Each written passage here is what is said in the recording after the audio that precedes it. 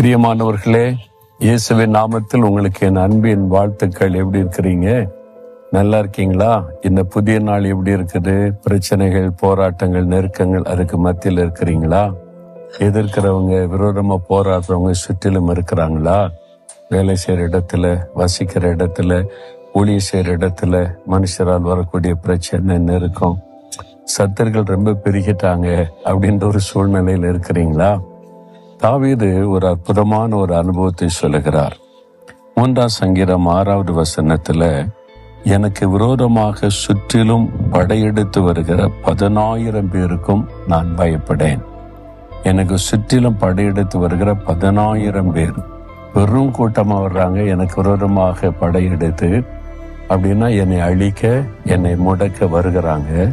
நான் பயப்பட மாட்டேன் அப்படின்னு சொல்லுகிறார். அதான் அவருடைய அனுபவம். நான் இன்று பேசக்கூடிய இடம் எபிரோன் என்கிற ஒரு இடம். இந்த எபிரோன் என்கிற இடம் ஆபிரகாம் வாசம் பண்ணின இடம். அவருடைய மனைவிக்காக கல்லறை வாங்கி அந்த கல்லறை முன்பாகத்தான் நின்று கொண்டு பேசுகிறேன். இது ஒரு பெரிய இடம். இங்கதான் ஆபிரகாம், ஈசாக்கு, யாக்கோபு எல்லாருடைய கல்லறையும் இருக்கிறது. தாவீது ராஜாவாக அவர் முடிசூட்டப்பட்டது முதலாவது இந்த எபிரோன்ல தான். 7 வருஷம் இங்கதான் அவர் ஆட்சி பண்ணினார். அதன் பிறகுதான் எருசலேமுக்கு அவருடைய தலைமையிடம் மாற்றப்படுகிறது. வேதத்திலே நம்ம பார்க்கிறோம். அப்ப தாவீது ஆட்சி பண்ணின எபிரோன் என்கிற ஒரு இடம். அப்ப அந்த தாவீதுடைய வாழ்க்கையில நடந்தது நமக்கு தெரியும். அவருக்கு விரோதமாக பெரிய யுத்தங்கள் நடைபெற்றது. சத்துருக்கள் வந்தாங்க.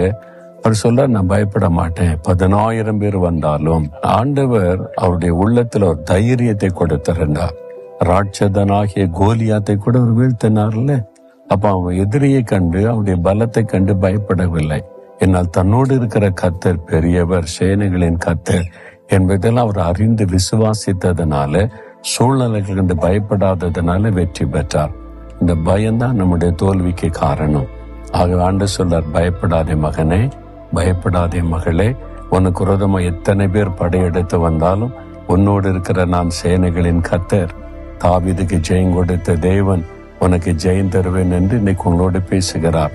ஏதோ ஒரு காரியத்தை குறித்து பயப்படுறீங்க. உங்களுக்கு விரோதமா எழும்பி இருக்கிற மனிதர்கள், செல்வாக்குள்ளவங்க, பணக்காரங்க, அதிகாரத்தில் உள்ளவங்கன்னு சொன்னி, இயேசுக்கு மிஞ்சின அதிகாரம் யாரிடத்தில் இருக்கிறது? அவரை ஜெயிக்க யாராலே முடியும்? பயப்படாதபடி, எனக்கு விரோதமாய் 10,000 பேர் படையெடுத்து வந்தாலும் நான் பயப்பட மாட்டேன்னு சொல்லுங்க. நீங்க ஜெயிப்பீங்க. பயம் விலகிவிட சொல்றீங்களா? இதயத்துல கை வைத்து, எனக்கு விரோதமாய் 10,000 பேர் படையெடுத்து வந்தாலும் நான் பயப்படேன்.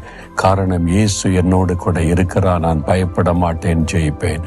இயேசுவின் நாமத்தில் ஆமேன், ஆமேன்.